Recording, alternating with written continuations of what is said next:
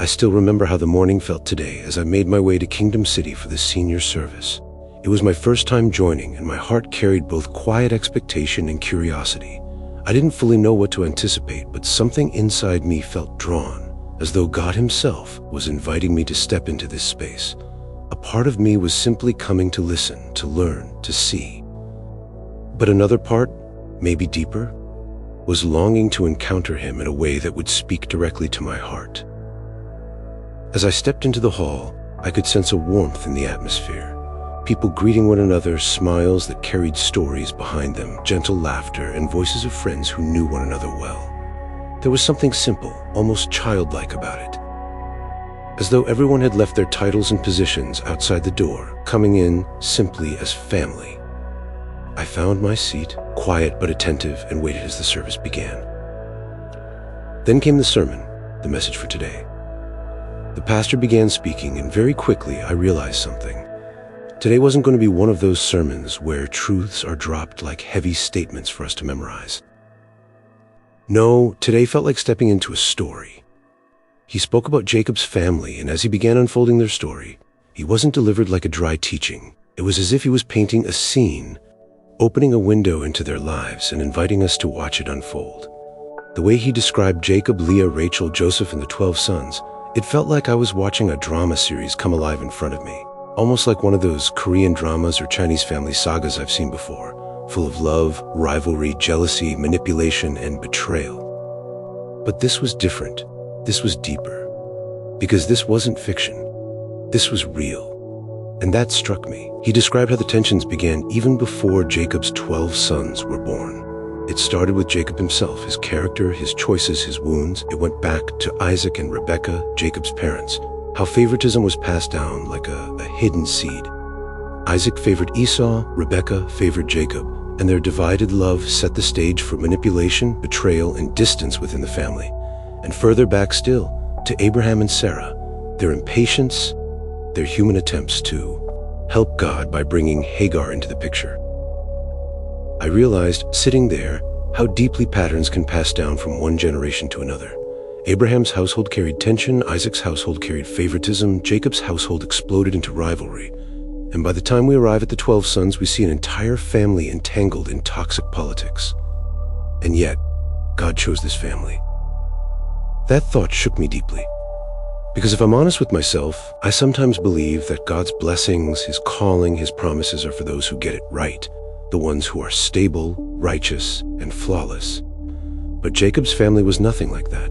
They were messy, broken, jealous, manipulative, and yet they were chosen.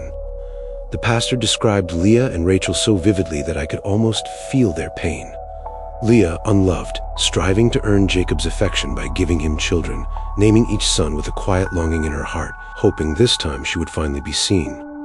Rachel, deeply loved but barren, feeling forgotten, envying her sister's fruitfulness, competing for identity and worth.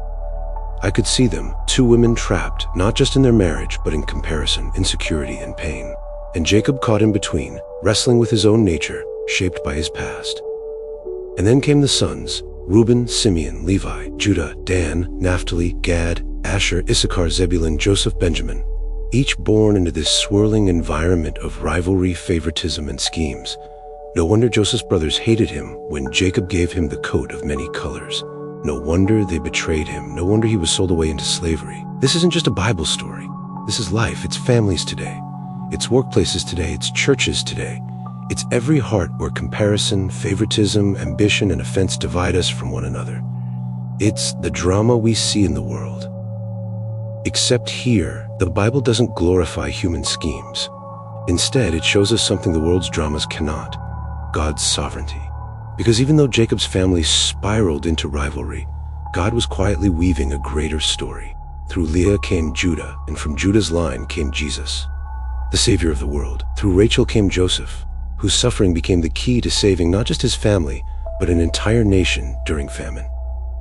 And I sat there, realizing, even in our failures, God is still faithful. I felt so convicted because I saw myself in Leah, wanting to be seen, longing to be loved, trying to earn approval through what I produce. I saw myself in Rachel, comparing myself with others, measuring my worth through outcomes. And even in Joseph's brothers, feeling overlooked at times, wrestling with bitterness, holding unspoken offenses in my heart. But the pastor didn't stop there. He brought us to Jesus' words in Matthew 18. And suddenly, everything connected. Because after all this, after all the human scheming, striving, politics, and pain, Jesus gives us a radically different way, open quote. Unless you become like little children, you will never enter the kingdom of heaven. Matthew 18, verse 3, close quote. I paused there inside, letting those words wash over me. Little children. I thought about what that really means. And suddenly I remembered the examples, how children live in the present. They don't dwell on the past, don't calculate debts, don't hold grudges. They cry when they're hurt. Yes, but moments later they're laughing again, arms open, hearts soft. They want love and they run to love. How different this is from adults who carry wounds like badges, who rehearse old arguments, who let comparison dictate identity, who build walls out of pride or fear.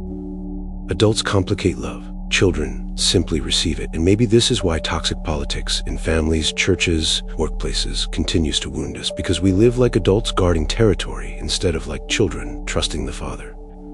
I sat there today and I realized this is the solution. This is what Jesus was showing us. The way to healing, unity, and freedom isn't in fighting harder, outsmarting others, or winning human approval. The way forward is to return to simplicity, to become like children again, not childish, but childlike. Simple, trusting, present, forgiving, open-hearted. And when I thought about it, I saw it so clearly. This is exactly what Jesus lived. He, the Son of God, came not striving for position, but resting in the Father's love. Not clinging to offense, but forgiving even his enemies. Not calculating status, but welcoming the least, the lost, the broken. He came to bring us back to the Father's heart, to make us children again. And in that moment, I knew, this is what I want. This is what I long for, a heart like a child. Free from old grudges, free from striving, free from the politics of comparison and pride, a heart that knows I am loved. As I sat in that senior service today, I realized something else too. The Bible is the greatest drama ever told. But it's not about human brilliance. It's about God's glory. Because if God can take Jacob's messy, broken, competitive, political family and turn it into the foundation of his covenant people, then he can take my story, with all my wounds, stats, failures, regrets, and insecurities, and write something beautiful through it. Not because I am worthy, but because he is faithful. And now I know, the call isn't to fix everything myself. The call is to open the door, let him in, and let him change me from the inside out.